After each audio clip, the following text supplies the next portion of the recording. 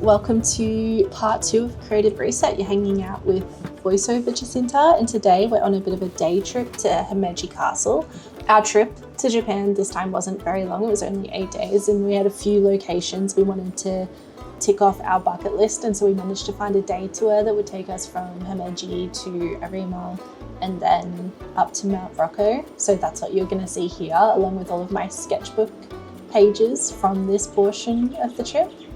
Himeji Castle was amazing visually. There were so many motifs from the tiles, like the concrete stones that had like flowers and different sort of leaf motifs, all the way through to the roof tiles and even the views. I think the views from the castle was probably one of the highlights. It was really wonderful to see this repetitive use of symbols, and it's something that I've sort of taken away, and I've started drawing a lot of the symbols. As I've also started drawing a lot of trees. As you can see, the gardens surrounding Himeji were astounding, and I am truly convinced that I would have no problems in my life whatsoever, like no stress, nothing, if I could just live in a garden that look like this. Like, I'm sure that's probably not actually true, and I do genuinely like my life, but as if, you know, who hasn't thought this? Like, I would run away to the Japanese countryside and all my problems would disappear. So yeah, I'm convinced that's true.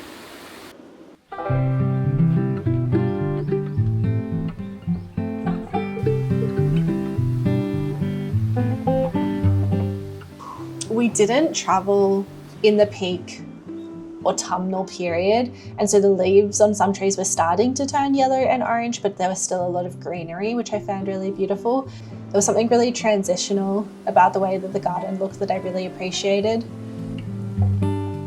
I think one of my big takeaways from this trip and from sketchbooking was to embrace, and it sounds like cliche and almost surface level, but honestly, to embrace imperfection.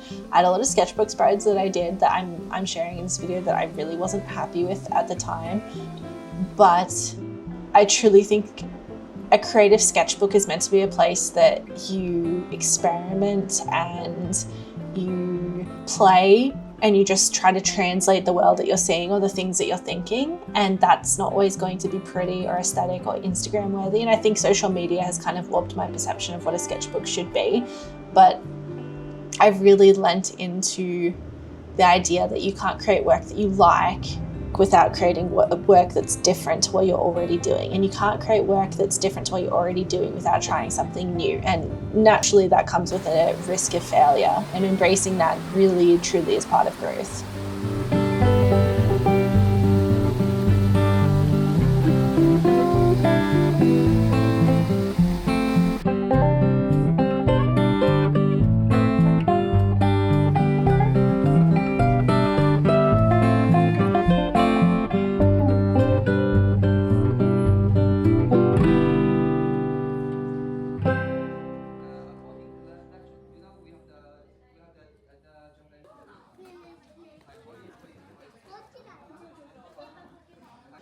We got these egg puddings, and the character design of this shop, the label design was so adorable. The egg puddings were also great, like would recommend, also very affordable, but the character design was something else. It was so cute. And this town was really quaint. It was really sweet. We didn't get to spend very long here, and I kind of wish we had more time. Yeah, but the time we did spend was really lovely.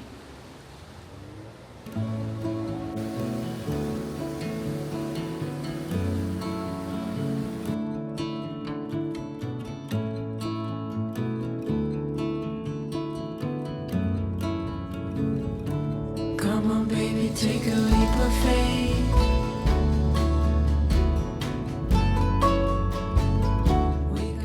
Our final stop of the tour was the top of Mount Rocco to look out at Kobe during dusk, and it was ethereal. I have done a lot of quick studies of the skyline that I saw here from photos because I was too in awe to do anything in the moment. And it's really hard to capture. Honestly, it's really hard to capture given how dreamy and light and subtle everything is. Oil pastels are not my friend, honestly. So these are very rough, and I'm working on oil pastels, but that's the point of a sketchbook, right? To test things out and to experiment and to try. So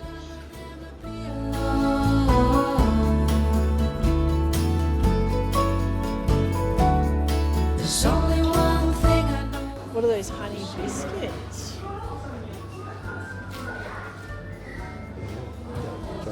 These are cute. Cookies? Yeah, get them.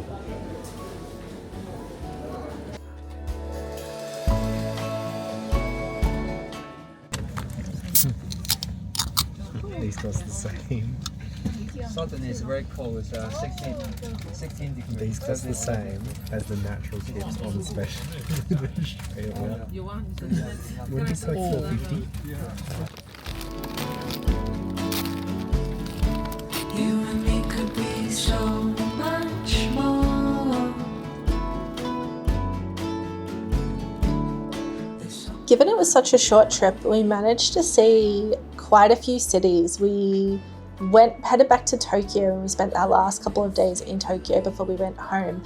And I'm not mad about the amount of travel we did, specifically on the Shinkansen, because it was a really great way to unwind and also spend some time drawing and just sort of compensate for the 20,000 steps we were getting in every day. Let you go.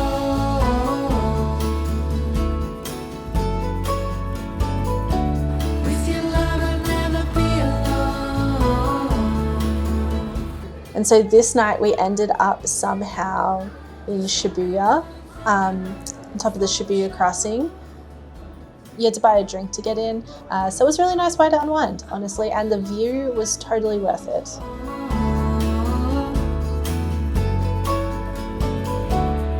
I'm never gonna let you go.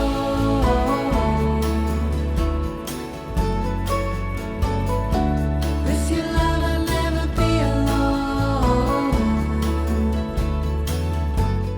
One of the things I was most looking forward to on this trip was heading to Teamlabs Borderless, which is a projection-based artwork or art exhibition, and every room was insane. I saw a Teamlabs artwork in Japan in 2016, the very first time I went, and I've sort of been obsessed with their work ever since then. And this was just an entire labyrinth of moving, changing artworks that would adjust as time went on, and a lot of them were interactive with the audience. Like if you touched the butterflies on the wall, they would shatter. How many artists do you reckon work on this? I find the intersection of art and technology, specifically like pretty art as well, like not cyberpunk, like dystopian art, but like really beautiful, ethereal, pretty things intersecting with tech in such a way, like the tracking of the artwork on the floor, or the artwork on the walls, and being able to interact with it, so fascinating. And I really enjoy how tech can be used to curate positive experiences, not just negative experiences.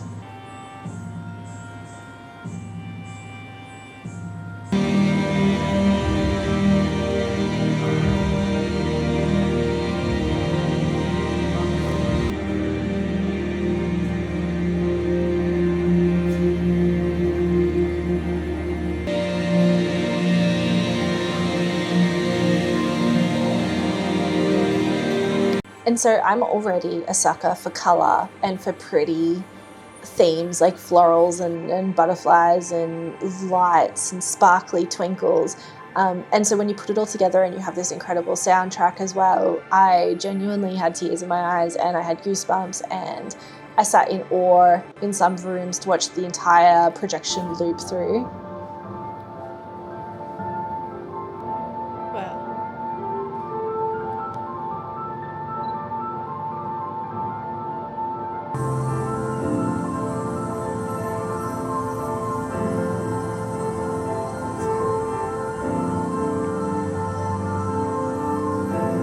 Well, I think my advice for anything like this is, if you can, book the earlier session. We booked the 9 a.m. session and they started letting people in at like 8:40, and so we had most rooms to ourselves, or any rooms we didn't, there was significantly fewer people than when we were leaving.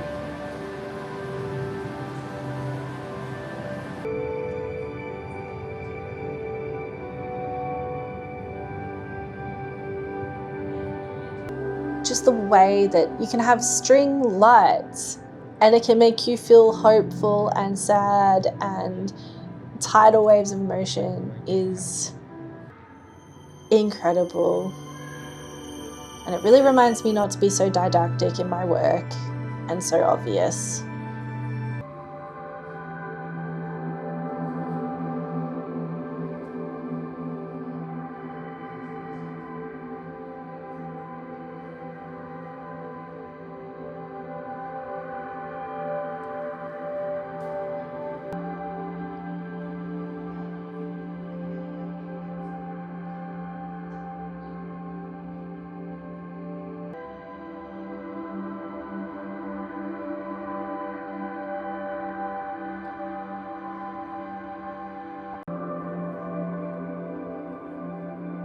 Thank you.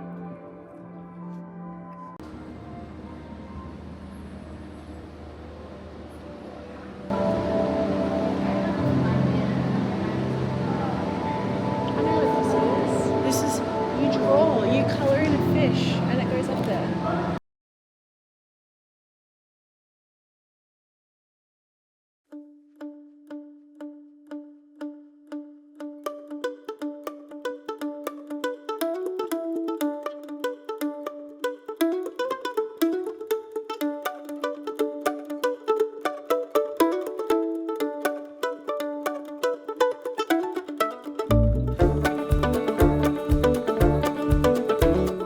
So thanks for joining me. In the next video, we're heading to a couple of art stores. We're buying some art supplies, of course, and we're checking out the Gundam base and having one of the best burgers I think I've ever had, and then going to an art aquarium. So I'll see you in the next one.